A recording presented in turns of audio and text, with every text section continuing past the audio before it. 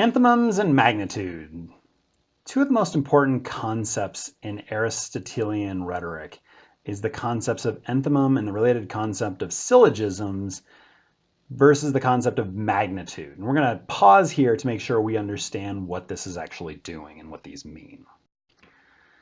So an enthymeme is a commonly held opinion, and I want to make sure that's out there. It isn't just my opinion or your opinion or just someone's opinion, but it's a belief or value that most of us share.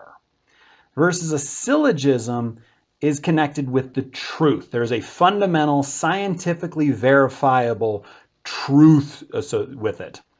So Williams offers, although accurate, none of these descriptions get to a fundamental difference between the enthymeme and the syllogism, which is that the former is based on generally accepted opinions and doxa, whereas the latter is based on what is known to be true. Here is an example of the classic syllogism. All humans are mortal. Plato is human. Plato is mortal. This is that great argument where you have these premises that all people, all humans, are going to die.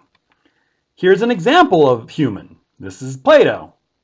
Because he's human, because all humans are mortal, Plato is mortal. That is the foundational classic syllogism we encounter when talking about this.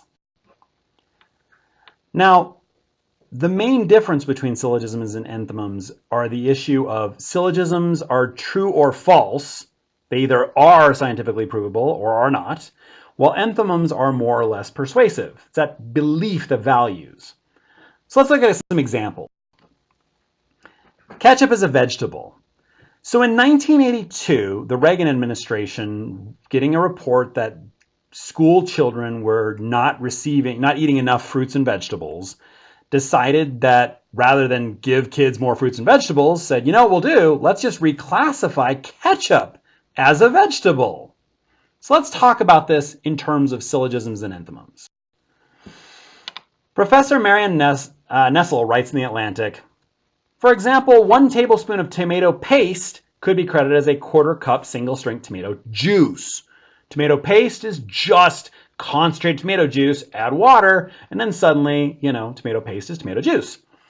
Previously, a 1/4 cup of tomato paste was a teaspoon of tomato paste was a teaspoon of tomato paste, the volume served. This means that if you take concentrated tomato paste and can treat it as tomato juice, well, that's ketchup. Ketchup is concentrated tomato paste. So let's look at this. Ketchup is made from tomatoes. A tomato is a vegetable. I know many of you are cringing at that right now. Good for you. We're going to talk about that in just a second. But for right now, bear with me. A tomato is a vegetable. Ergo, if ketchup is made from a tomato and a tomato is a vegetable, ketchup is a vegetable. Similarly, relish is made from pickles that are treated cucumbers. Cucumbers are vegetables.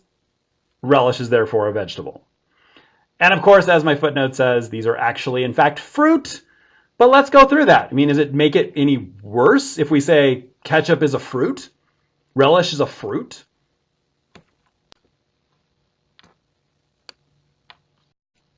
But how wrong can one be? Despite the aforementioned enthymeme that we just offered, that tomato is a vegetable or fruit, and ketchup is a tomato, therefore ketchup is a vegetable or fruit, how wrong does this magnitude? How wrong is this enthymeme?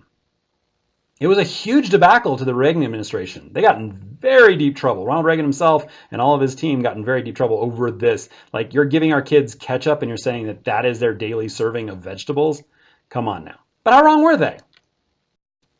So Aristotle says that magnitude matters. That is, there's this gradation of right and wrong. For we should not say that 2 and 3 are equally even, nor is he who thinks 4 things and 5 things equally wrong with him who thinks they are 1,000. The amount matters. The level matters.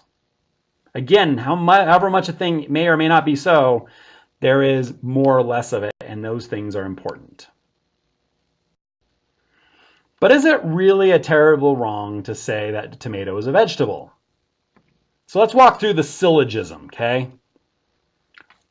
Fruits are the edible product of a plant or tree consisting of a seed and its envelope, especially the latter when it is of a juicy, pulpy nature. That is from the dictionary, the Oxford English Dictionary, the authority of our English language. They define fruits as these things: juicy, pulpy envelopes containing seeds. I can think of no better description than a tomato. A tomato is a juicy, pulpy envelope with seeds. Ergo, tomatoes are fruits. Okay, cool. That sounds about right. Tomatoes are fruit. That's interesting. So all juicy, pulpy envelopes are fruits. So this gets to a fun little question. What vegetable do we put on pizza? If you go to Papa John's and you order a pizza, what one vegetable can you get on there? It's not tomatoes. Hell, green peppers and jalapenos and olives, aren't those all juicy, pulpy envelopes containing seeds? Yeah, they are. In fact, the only vegetable, because mushrooms are myconoids and not even in the vegetable family, is an onion. The only vegetable, true vegetable, people get on a Papa John's pizza is an onion. Now I say that because some places do offer spinach, and spinach is a great topping on pizza and in fact is a vegetable. So there's your two vegetable choices. Everything else is a fruit, a meat, or mushroom, which is a myconoid. But let me argue this. Do you treat your tomatoes as fruits? Do you eat a nice tomato as a wonderful dessert, as a snack? This is a big issue. This is a huge issue. In fact, it's so large it went to the Supreme Court. So in Nix v. Hedden, the ruling says, vegetables are served at dinner in, with, or after the soup, fish, or meats which constitute the principal part of the repast, and not, like fruits generally, as dessert. So unless you're eating tomato ice cream, or tomato cake, or tomato cookies, you're not eating fruits as a fruit. Or sorry, you're not eating tomatoes as a fruit. You're eating tomatoes as a vegetable. Tomatoes are served in this manner. They're served with the meat. They're served with the fish. They're served in soup, tomato soup. There's not apple soup. There's not pear soup. I mean, sometimes there's some interesting things, but we eat tomatoes like we eat vegetables. So tomatoes are vegetables. If you understand tomato or fruit is a syllogism, while tomatoes are vegetables is an enthymeme, you get it all. That's it right there. All right, questions, comments, concerns, shoot out to me, reach out on email, shoot me a phone call, come by my office. I know this can be a funky concept, but I want you to apply this. I need you to understand this because I want it to appear in your paper. So if you have questions, let's nip them in the buds. Thanks.